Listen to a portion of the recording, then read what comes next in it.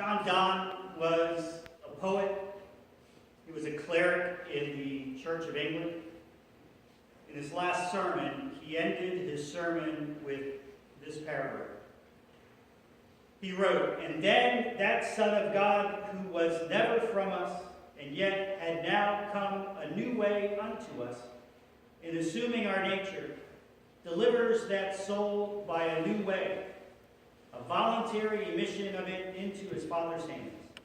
He gave up the ghost, and as God breathed the soul into the first Adam, so the second Adam breathed his soul into the hands of God.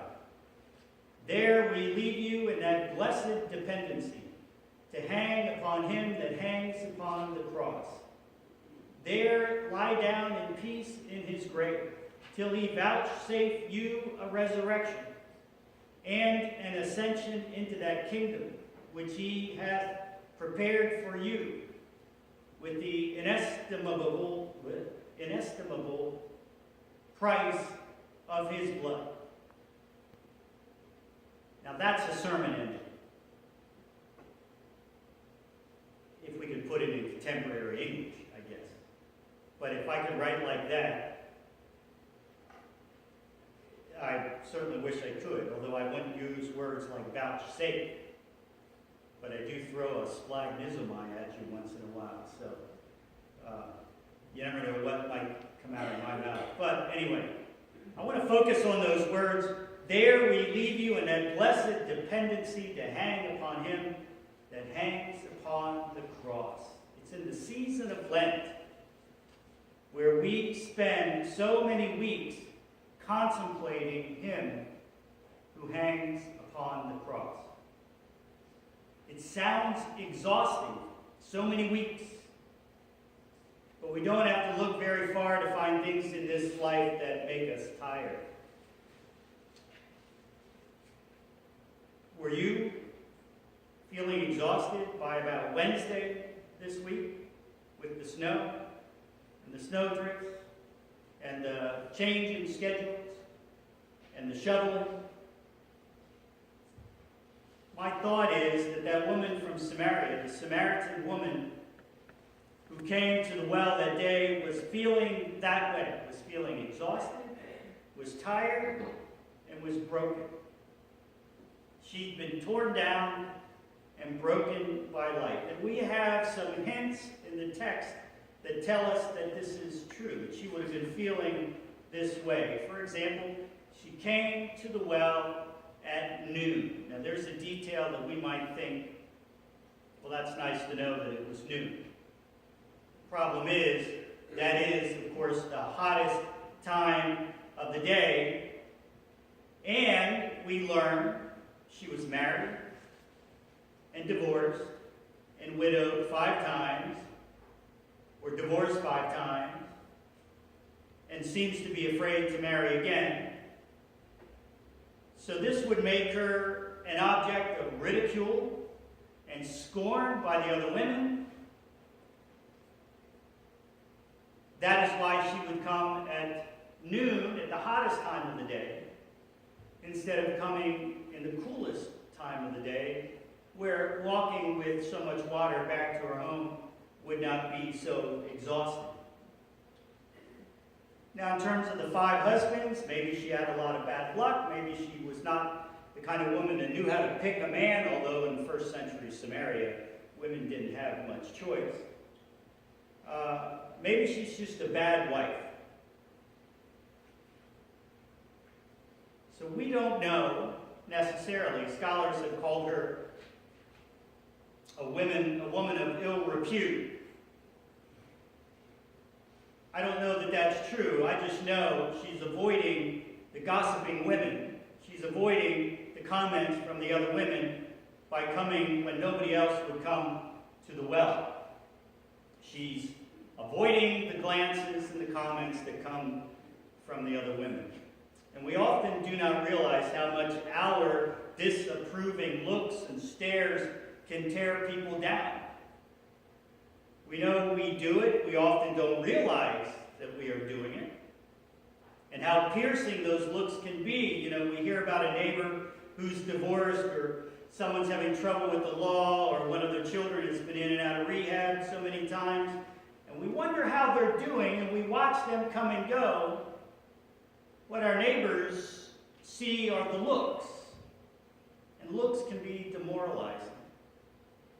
So perhaps we have some insight into the brokenness and the fact that this woman is tired out by life. But these things are not mentioned by Jesus. He doesn't focus on them. Instead, Jesus focuses on her humanity. He focuses on her dignity. For one, he doesn't shy away from her. In fact, he approaches her and he says very simply, "Give me a drink." And that's a powerful moment in this story. Jesus sits at the well. He knows that there's a woman approaching, and it's a Samaritan woman. A Samaritan woman with a life that is in shambles. And Jesus looks at her and he says, "If you only knew the gift of God who is speaking to you right now." He doesn't say, "Go home and straighten out your life." He says, "If only you knew who it is who can give you living water." The gift of God. The gift of God. We know that Jesus is known for the gifts that he gives to people in the Bible who are broken, people who are demoralized, people who are downtrodden, confused, and disabled. He sees a leper. He doesn't withdraw. He reaches out and touches them. He sees a woman. He doesn't withdraw. He sits and he speaks to her. He sees a blind man or a woman who has a bleeding disorder. He doesn't withdraw. Instead, it's through his touch that they receive wholeness. Jesus realizes his disciples are confused about his teachings in parables, his choice of people and examples to try to make a point about his ministry, and yet Jesus doesn't withdraw from his disciples, but he persists in teaching them. And Jesus knows that humanity is awash with sin, that we all, in many ways, are tired and broken by life and circumstances. And so Jesus hangs on the cross for us.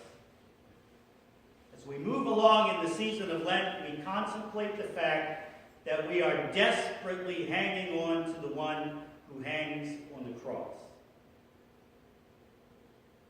What ultimately becomes of the woman at the well? We don't know. That's the part of the story, that's the part of that story that's left just to our imaginations. One thing we do know, she's not the same person that she was when she got up that morning and started walking to the well. Before she met Jesus, she avoided people. She walked probably with her head down. She didn't speak to anyone.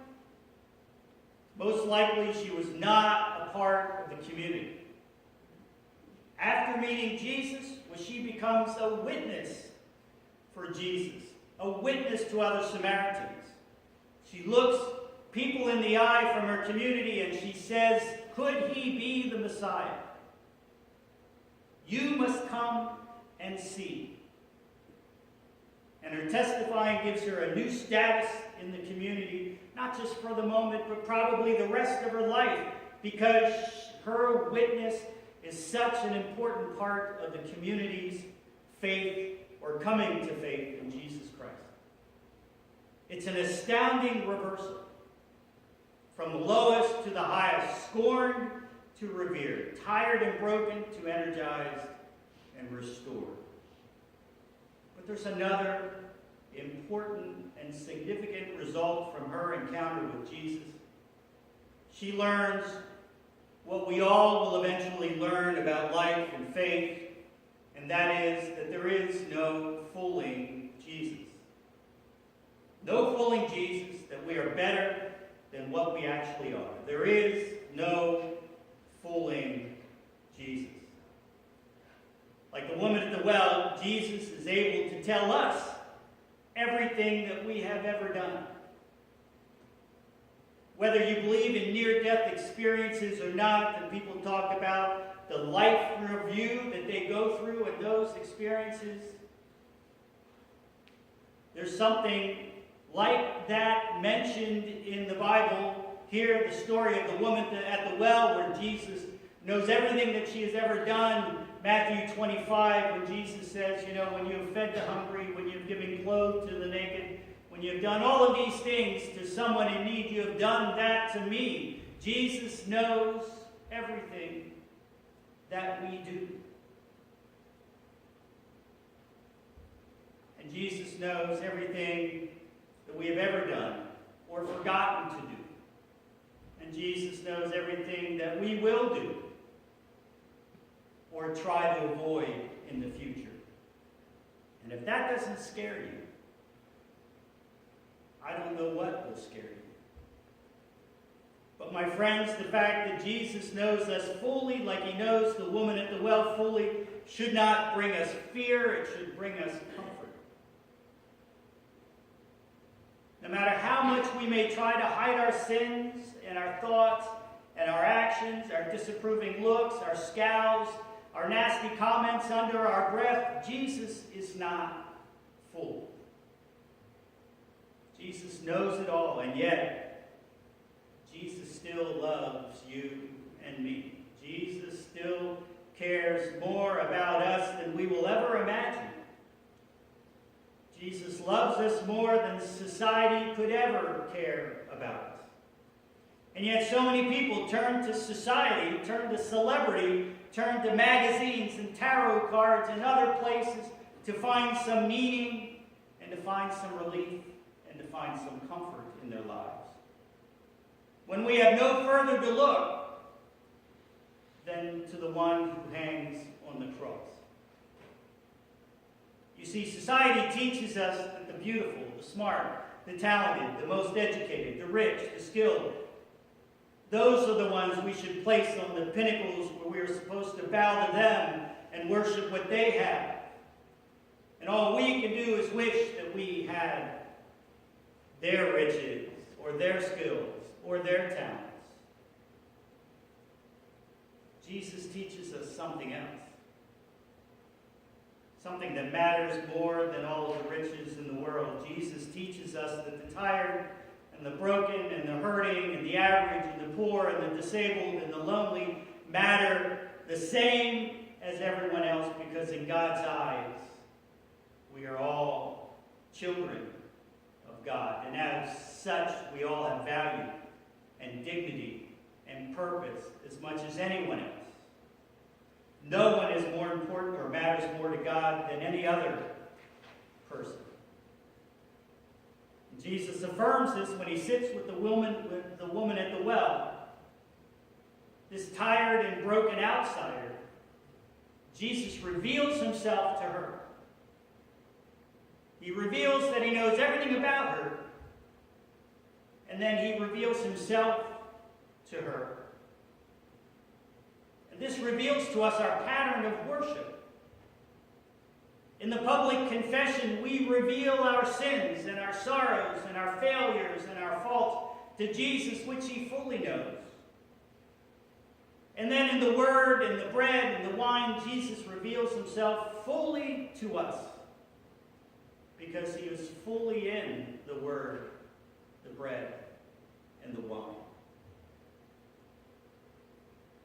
So like the woman at the well, this world will try to tell us that we do not matter as much as the rich and the powerful and the beautiful and the connected people of the world.